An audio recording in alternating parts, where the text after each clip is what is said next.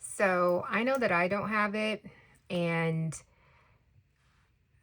recently it kind of bothered me because after discussing and talking with my housemates and roommates and stuff like that, of like how we navigate uh, in the world. They are of Asian descent. I'm of Black descent, and then I think I have another roommate who is of like brown descent, and so I realize like we're all moving in just different spaces. I'm also aware that there is colorism present in each of our cultures. Um, but one thing that seems to always connect like full circle is just like pretty privilege. Then there's the colorism and some conflating the two. Um, and I think that I learned a difference kind of probably in recent years. I learned a difference. And I can't remember who this girl was, but I just remember watching her YouTube video and just really discussing it as a brown girl. And I think that the message really at the time didn't like um, resonate with me just for the fact of like my mother had very fair skin uh, and colored eyes, and she raised me. And so I think that I never wanted to sit there. Like, I never wanted to sit there in those thoughts. But I think in recent years, I've just been reflecting, and this has just been my journey recently, is just reflecting on my like how I am perceived in the world just visually. And I think this is also a reason why I am so adamant about how I look, how I dress, how I just walk into the world. I'm so self conscious. I'm so um, just uncomfortable, like leaving the house in pajamas, uh, uh, sweats, or like whatever it is. Even if I'm caught in those type of things and I'm caught in about like thinking I may need to go pick up like, I don't know, go to the pharmacy or whatever, I'm always embarrassed. Like I feel it. I feel shame. I feel all of these things because I think I'm going to have like this human moment or human experience that just that convenience of just leaving and going and coming back. But what does all that mean? That means for me that I'm more self-conscious about these two dynamics. And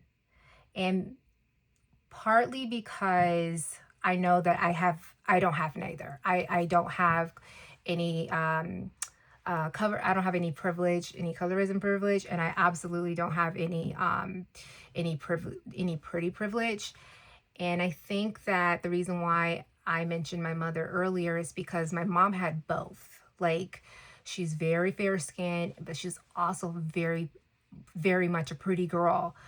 And it always bothered me because when my mom would just feel, there was this disappointment when I wasn't dating, and I would get asked questions like, oh, why aren't you going out? Why aren't you talking to boys? Why aren't you, doing all these things? And I remember trying, but I also like, I wasn't received. I was not well received. Like, I did not attract boys. I did not attract like anyone my age. Um, uh, and I think that I just felt some sort of like um I felt discouragement. I felt a bit of shame. I felt like, man, like there's this expectation that I may not be normal.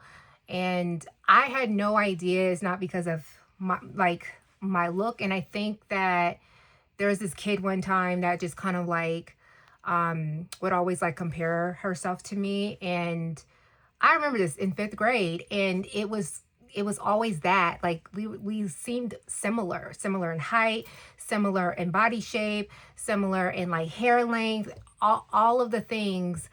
But she, quote unquote, was prettier. And I think I just reflected back to that moment. I think I feel like I blocked it out. And now that I think about it, I'm like, oh wow, oh my God, was I ugly? like, because at the time I didn't even identify what that was. I know that when I would have these conversations with my great grandmother, she never used that term. She never used that term ugly. When there was a person that just didn't meet the traditional features or looks or the standardized beauty, symmetrical beauty or European beauty standard, because at that time, in her generation, that was the thing, more so. I think that she would always be like, they're peculiar looking. They're peculiar, and I think subsequently I'm like, oh my gosh, maybe that is me. Like my great grandmother never called me peculiar, but maybe I am, because here I am, like this chubby brown girl, and I'm not being well received by any of the boys. Now I feel like a disappointment because my mother has this expectation. It's like, it's not because um it's not because of your weight, because I'm big. And then, but at the time I didn't even think of what that really meant, because she had a pretty privilege, and she had the color privilege, and just added on, obviously. And I'm not going to dismiss my mom and just like her way of just attracting men, but when I think about it, I'm like, but you just didn't have any problem. She could really attract whomever she wanted, because she always had a man.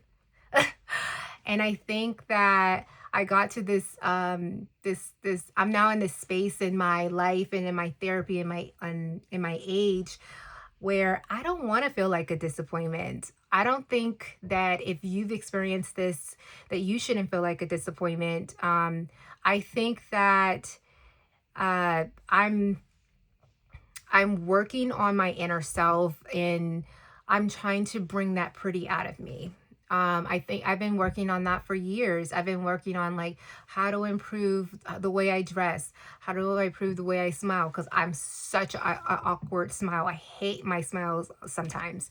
I am my hair, I sometimes I get fed up with my hair, so I shave my hair completely off, and I'm always in between phases of that. I'm also like, I can, battle with anxiety, and which caused me and to, develop this symptom of like trichomania.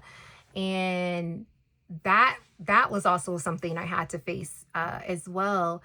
And I think that as I've just kind of navigated in the last few years, and this kind of bringing to surface of like, I really want to talk about this and share this, because it's something that's really passionate to me and in my heart, because I don't have neither. I don't have color privilege. I don't have pretty privilege. I worked really hard to make myself appear to be pretty. Working really hard on my skin, really trying to lose the weight, really trying to nurture my mental, my spiritual, and all these aspects, and just hoping that they come together and like this, and again, full circle, and love on me. But I get it. I understand it. If this is something that you are also dealing with, or you are also feeling that frustration, feeling that like I'm not good enough, I'm not pretty enough, I'm not worthy enough, it's just not true. It's just not the case. And I'm telling you, I am a result of all of those things and more. I am a child of a very pretty very pretty woman, who oftentimes, was said to look like her father. And I personally didn't think my father was an attractive man. So I think that um, pushing that aside, pushing people's opinions of me aside, pushing all of those things, and just really recognizing the gifts within myself, the parts that I am happy with. Because when I wasn't happy with my face, I was happy that I had longer hair than, than really many girls that I knew. Or I was happy that, like, I don't know, like, I had a smaller waist, even though I was chubby and fat. Like I had to think of things that like would make me feel proud, make me feel good, and really focus on the things that I really liked about myself. Like I hated my eyes. I hated my eye shape so much. I felt like I had such huge, huge eyes. And even then, like after talking to a friend, and she was just telling me, I need you to fall in love with your eyes. I need you to like stop wearing those gray or blue contacts. Like the more you love yourself, the more you fall in love with yourself, the worth it is, the more worthy you are, the more you really can see the world in a different lens, that you can really see that it's okay. I don't need to meet the approval of anybody, anything, any person, any being. I don't care. Like, oh, you know, the rest of that. Whatever the case, I think that um, be true to you, love yourself deeply. Love yourself deeply. This is that time. This is that era. This is our era. This is my era. Even in my restart, this is my time to really glow, really shine, really pour out my heart, my feelings, and just say to all them people, and to and to the haters, and okay, I ain't got time, and mind my business, keep it pushing, make my money, whatever the case is. So you know what you got to do. Do the things that you need to do to make you feel happy, make you feel like awakened, make you feel the little things that make you feel prettier, the little things that make you feel confident, the little things that just those small improvements just make a world of difference. And I'm here to encourage you to really give yourself a chance and opportunity.